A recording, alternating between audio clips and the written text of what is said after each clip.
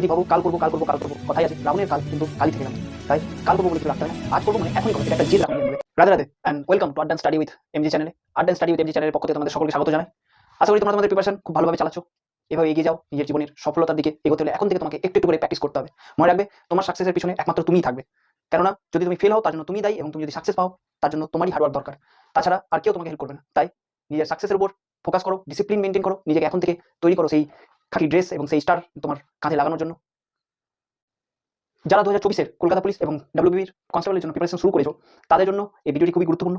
অবশ্যই তোমরা ভিডিওটি শেষ পর্যন্ত দেখবে। ভিডিও শেষে আমি কিছু চ্যাপ্টারের কোশ্চেন দিয়ে রেখেছি, সেগুলোর অ্যান্সার তোমরা ভিডিওর মধ্যেই পাবে এবং অ্যান্সারগুলি অবশ্যই কমেন্টে জানাবে। তো আর দেরি না করে চলো আজকের ক্লাসটি শুরু করছি। আজকের আমাদের টপিক হবে হিস্ট্রি। হিস্ট্রি একদম বেসিক থেকে শুরু হবে, একদম জিরো লেভেল থেকে শুরু করবো, কেননা তোমাকে এখন থেকে তোমাকে বেসিক থেকে পড়তে হবে, তবে গিয়ে অল্প অল্প করে পড়ে তোমার হয়ে যাবে। প্রতিদিন তো তোমাদের 5-10 মিনিট এমনি ইনস্টাগ্রামে রিল থেকে কেটে যায়, বা ফেসবুক করে কেটে যায়, বা বাইরে আড্ডা মেরে কেটে যায়। তো আমি বলছি আজকে আমার একটা ছোট্ট রিকোয়েস্ট তোমাদের কাছে, এই যে এই 10টা মিনিট আজকে আমার এই ভিডিওটির উপরে দাও, দেখো গল্পের ছলে তোমাদের ইতিহাসে একটা চ্যাপ্টার কমপ্লিট করে দেবো। এভাবে অল্প অল্প করে আমরা এগোবো, চ্যাপ্টার ওয়াইজ এগোবো, জিরো থেকে একদম হিরো লেভেল অবধি তোমাদেরকে নিয়ে যাবো। তাই আর দেরি না করে চলো আজকের হিস্ট্রি ক্লাসটি শুরু করছি। তো ইতিহাসের ইতিহাসের যে টপিকটি সেটি হচ্ছে প্রাচীন ভারত। তো টপিকটি শুরু করার আগে তোমাদের জানার জন্য কিছু জিনিস তোমাদের বলে রাখি, যে আশা করি তোমরা অনেকেই জানো, যারা জানো না তারা একটু শুনে নাও, বা যারা জানো তারা একটু দেখে নাও। এই যে হিস্ট্রি শব্দটি এসেছে সাধারণত গ্রিক শব্দ হিস্টোরিয়া থেকে। মনে রাখবে হেরোডোটাস এই হিস্ট্রি শব্দটি ইউজ করেছিল, কেননা তার কাজের গবেষণা বা তার কাজকে বর্ণনা করার জন্য। হিস্ট্রি শব্দের অর্থই কিন্তু হচ্ছে গবেষণা করা বা তদন্ত করা। এবার আসি আমাদের দেশ ভারতবর্ষের উপরে। আমাদের এই ভারতবর্ষের নাম যে ভারতবর্ষ হয়েছে সেটা সাধারণত আর ডি শর্মার মত অনুযায়ী ভরত নামে এক উপজাতি গোষ্ঠী ভারতে বসবাস করতো। এই ভরত নামটি তোমরা অবশ্যই রামায়ণে পড়ে হবে বা শুনে হবে। আর ডি শর্মার মতে এই ভরতের নাম থেকে কিন্তু আমাদের ভারতবর্ষের নামটি এসেছে। এবার বলি আমাদের যে দেশের নাম ইন্ডিয়া আমরা বলে জানি, এই ইন্ডিয়া নামটি আমাদের দেওয়ার নাম নেই, এটি হলো ব্রিটিশদের দেওয়ার নাম। এবার আসি প্রাচীন ভারত। প্রাচীন ভারত থেকে ডাব্লিউবি রিলেটেড যদি বলো তো প্রিভিয়াস ইয়ার অনেক কিছু প্রশ্ন এসেছে, না আসার নাই, আসেও, কারণ প্রশ্ন তো কে বানায় কিভাবে বানায় কেউ জানে না, তাই তোমাদের সবকিছু পড়া দরকার। তাই একদম বেসিক থেকে শুরু করেছি। তো প্রাচীন ভারতে ঢোকার আগে তোমাদেরকে কিছু জিনিস জানিয়ে রাখি, যে ভারতে মানুষের আবির্ভাব হয়েছিল 14 লক্ষ বছর আগে, কিন্তু সর্বপ্রথম যেখানে মানুষের আবির্ভাব হয়েছিল সেটা হলো আফ্রিকা। আফ্রিকাতে কিন্তু সর্বপ্রথম মানুষের আবির্ভাব হয়েছিল।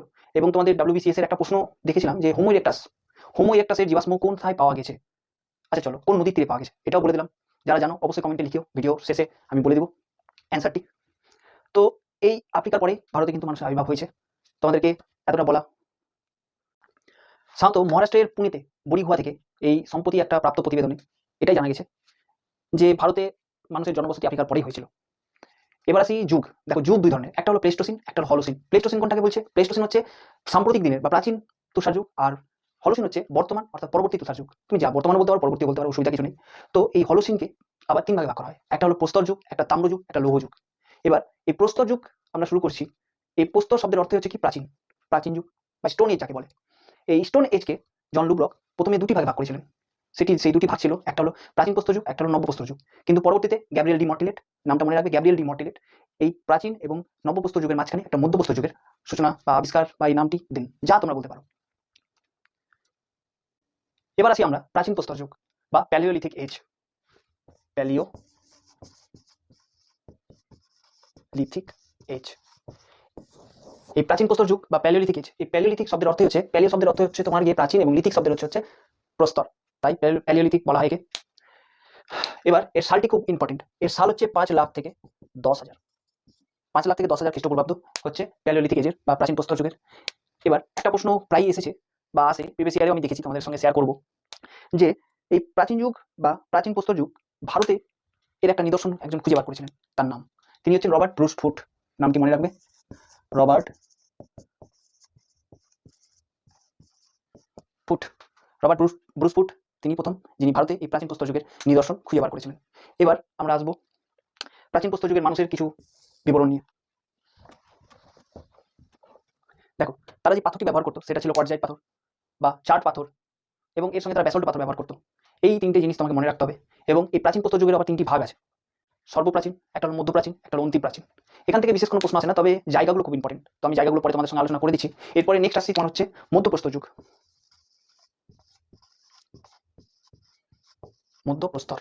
মধ্যপ্রস্তর যুগ বা একে মেসোলিথিক এজও বলা হয়। এই মধ্যপ্রস্তর যুগের সালটা 10,000 থেকে 4,000 খ্রিস্টপূর্বাব্দ, এটা মনে রাখবে। এর সাল হচ্ছে 10,000 থেকে 4,000 খ্রিস্টপূর্বাব্দ। একে ইংলিশে মেসোলিথিক বলা হয়। অনেক সময় প্রশ্ন দিয়ে দেয় যে এই মেসোলিথিক কোন যুগের অন্তর্গত বা কোন যুগের সঙ্গে যুক্ত, তখন অ্যান্সারটি হবে মধ্যপ্রস্তর যুগ। এবার আসি যে এই মেসোলিথিক শব্দের অর্থ কি। এই মেসোলিথিক শব্দের অর্থই হচ্ছে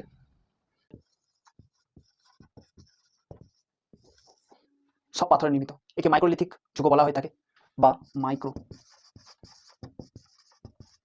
মাইক্রোলিথিকও বলা থাকে। এবার এই মধ্যপ্রস্তর যুগ যে নামটি সেটি দিয়েছিল হচ্ছে গ্যাব্রিয়েল ডি মর্টিলের। এবং এই মাইক্রোলিথিক বা মেসোলিথিক বা মধ্যপ্রস্তর যুগের সর্বপ্রথম ভারতে যিনি নিদর্শন খুঁজে পেয়েছিলেন তিনি হলেন কে? আশা করি নামটি লিখে রাখো, তোমরা জানো না নামটি।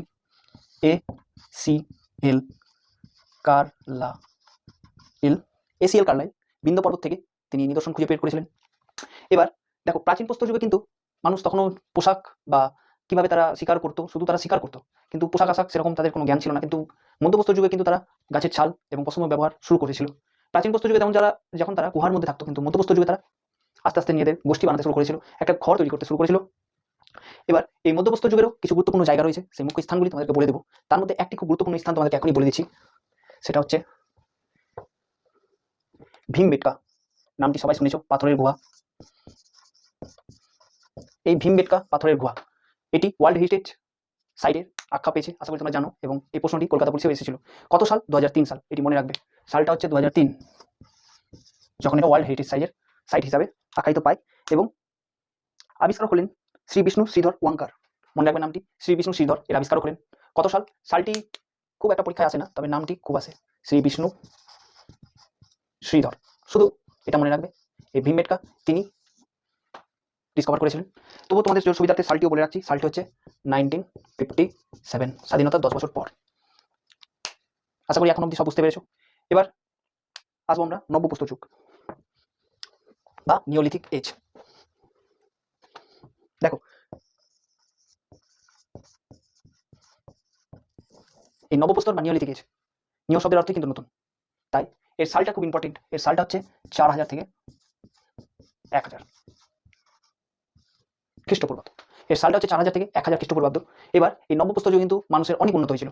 মানুষ বালি এবং কাদা বালি এবং ইট দিয়ে বাড়িঘর বানাতে শুরু করেছিল, তারা গোষ্ঠীবদ্ধ হয়ে থাকতে শুরু করেছিল, তারা পোশাক ভালো করতে শুরু করেছিল, এমনকি তারা নৌকার ব্যবহার অবধি তারা শিখে নিয়েছিল। তো মানুষ কতটা উন্নত হচ্ছিল এই নবপ্রস্তর যুগ থেকেই বোঝা যায়। এমনকি তারা মাটির পাত্র বানাতে শুরু করে দিয়েছিল, আগুনের ব্যবহার তারা শিখে গেছিল, তারা গৃহপালিত পশু প্রতিপালন করতে শুরু করে দিয়েছিল। এবার কিছু কিছু ইম্পর্টেন্ট তোমাদেরকে বলে দিই নবপ্রস্তর যুগ নিয়ে। যে যদি কৃষিকাজ বলি, তো কৃষিকাজের মধ্যে তারা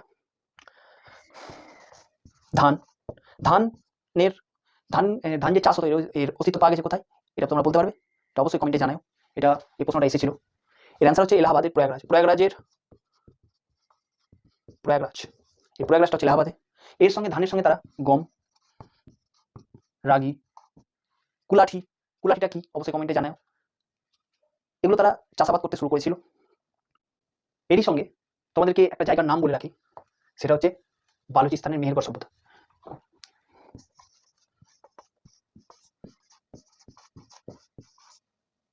বালুচিস্তানের মেহেরগড় সভ্যতা, যদি এটা কিন্তু প্রায় পরীক্ষায় আসে যে সব থেকে প্রাচীন সভ্যতা নবপ্রস্তর যুগে, তো হবে বালুচিস্তানের মেহেরগড় সভ্যতা। এছাড়া আরো কিছু বেশ জায়গা ইম্পর্টেন্ট, যেমন একটা হচ্ছে কাশ্মীরের বুরজাহান। সেখানে একটা মানুষের সাথে তার পোষা কুকুরের কবর পাওয়া গিয়েছিল। তখনকার দিনে মানুষজনকে কবরই দেওয়া হতো। এবার আসবো তাদের অস্ত্র। দেখো, তারা সবকিছুতে উন্নত হয়েছে, বাড়িঘর বানাতে শিখেছে, এমনকি তারা নিজেদের জামা কাপড়, নৌকা এগুলো বানাতে শুরু করে দিয়েছে। তাই তাদের অস্ত্রগুলো কিন্তু ধীরে ধীরে পরিবর্তন হয় এবং অস্ত্রগুলো খুব সরু ছুচলো হয়। কিন্তু তখনও তারা লোহার ব্যবহার শিখেনি। এই অবধি হলো। এবার আসি আমরা চালকলিথিক এজ। মনে রাখবে যে ধাতুর ব্যবহার কিন্তু এই নবপ্রস্তর যুগের পরেই হয়েছিল। তো চালকলিথিক বা কি বলতে পারো, কি বললাম, ধাতু বলতে তখন তো লোহা ছিল না, তাই মনে রাখবে এর আরেক নাম হচ্ছে তাম্র প্রস্তর বা তাম্রব্রঞ্জ বলতে পারো। তাম্রপ্রস্তর বা তাম্রব্রঞ্জ যে কোনো দুটোই তোমরা বলতে পারো। এবার এর সালটা হচ্ছে কত? 1800 থেকে 700 খ্রিস্টপূর্বাব্দ হচ্ছে এর সাল। এবার এই যুগে কিন্তু একটা এখান থেকে খুব গুরুত্বপূর্ণ প্রশ্ন পরীক্ষায় তোমরা দেখতে পাবে যে মৃৎপাত্রের কালার, মাটির যে পাত্র তারা বানাতো তার কালার কি হতো। মনে রাখবে তার কালার হতো কালো এবং লাল, ব্ল্যাক অ্যান্ড রেড, এই দুটোই কিন্তু কালার তাদের মাটির পাত্রের হতো। এখান থেকে কিন্তু প্রায় প্রশ্ন দেয়, এটা মনে রাখবে। এরপরে তোমাদেরকে যেটা বললাম এই চ্যাপ্টার থেকে যা জানার, এর থেকে আর বেশি কিছু আসে না। এবার কটা মুখ্য জায়গা এবং কটা জায়গায় কি কি পাওয়া গেছে সেটা নিয়ে তোমাদেরকে আলোচনা করে দিচ্ছি। এবার আসি হচ্ছে কিছু মুখ্য জায়গা। দেখো, অত ডাব্লিউবি রিলেটেড যখন পড়ছো, তো একটু তোমাদেরকে ডিপও পড়ে রাখা দরকার, তাই একটু ডিপ করে পড়াচ্ছি। আমার কাছে এই আজকে সেশনটির একটি পিডিএফও বানানো আছে, যদি তোমরা ইন্টারেস্টেড হও তো অবশ্যই কমেন্টে লিখবে, তো পিডিএফটি আমি শেয়ার করে দেবো লিঙ্কে। তো মুখ্য জায়গা বলতে দেখো বেশি কিছু জায়গা তোমার দরকার নেই। একটা হচ্ছে প্রাচীনের, এবার এই প্রাচীনের দুটো জায়গা আছে, মেইন ইম্পর্টেন্ট হচ্ছে সোহান। এই সোহান এটা নিয়ে কিন্তু প্রায় প্রশ্ন আসে এবং প্রশ্ন দেয়। তো এই সোহানটি বর্তমানে কিন্তু পাকিস্তানে আছে, আগে পাঞ্জাবে থাকলেও বর্তমানে কিন্তু এখন পাকিস্তানের অন্তর্গত হয়ে গেছে। এবার নেক্সট যদি দেখি, নেক্সট হচ্ছে তোমার সিংরাউলি বেসিন, মনে রাখবে সিং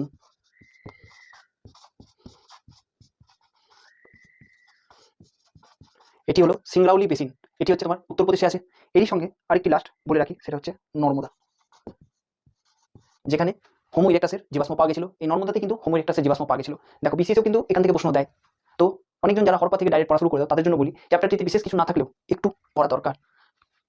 ওকে, নেক্সট এটা তো হয়ে গেল প্রাচীন প্রস্তর যুগের। এবার মধ্যপ্রস্তর যুগের কিছু জায়গার নাম আমরা দেখে নিচ্ছি। মধ্যপ্রস্তর যুগের মধ্যে বেশ কিছু জায়গা রয়েছে, তার মধ্যে একটা হচ্ছে রাজস্থান। রাজস্থান দেন হচ্ছে তোমার কর্ণাটক। রাজস্থান এবং কর্ণাটক, রাজস্থানের হচ্ছে তোমার তিলওয়াড়া, এটা তো হবে।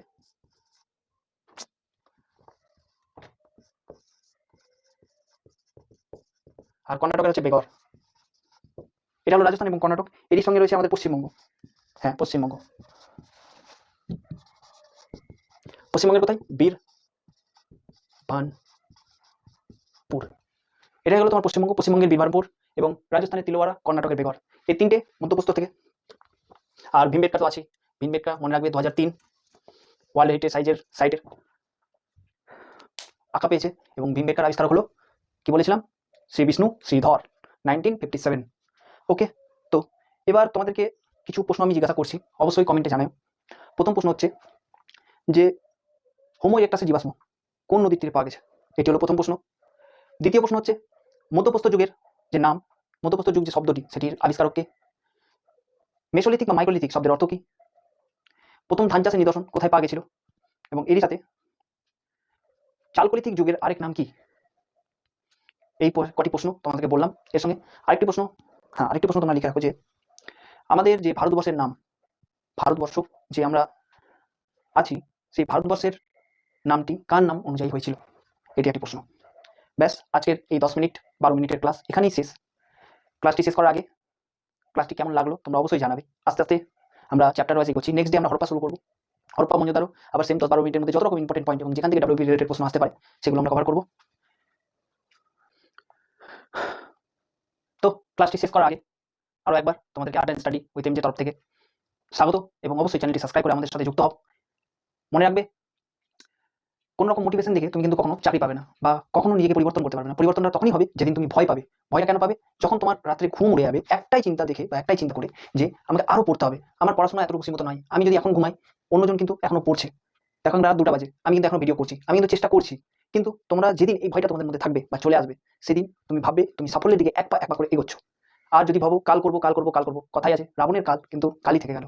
তাই কাল করবো বলে কিছু রাখতে হবে না, আজ করবো মানে এখনই করো, এটা একটা জেদ রাখো, এখনই মানে এখনই করো। যদি ঘুমিয়ে থাকো উঠে বসে এখনই কাজটা কমপ্লিট করো, তারপরে যদি ঘুমানোর সময় ঘুমাও, আর না তো আবার নিজের কাজে যুক্ত হও, কাজে লেগে পড়ো, নিজেকে মোটিভেট রাখো।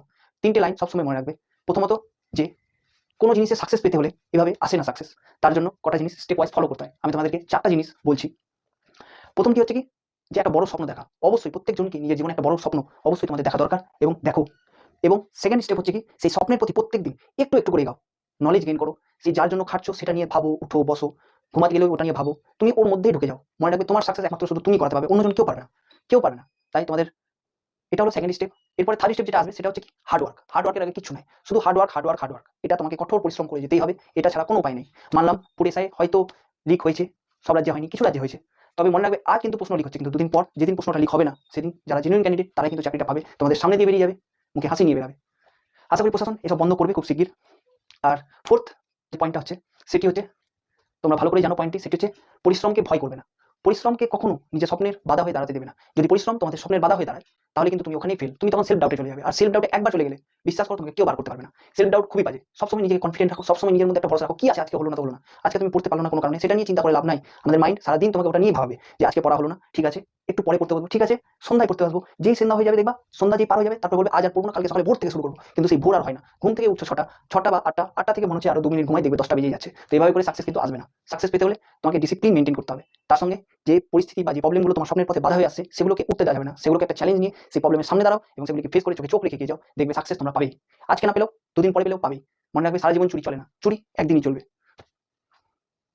ব্যাস আজকের মতো এতটাই।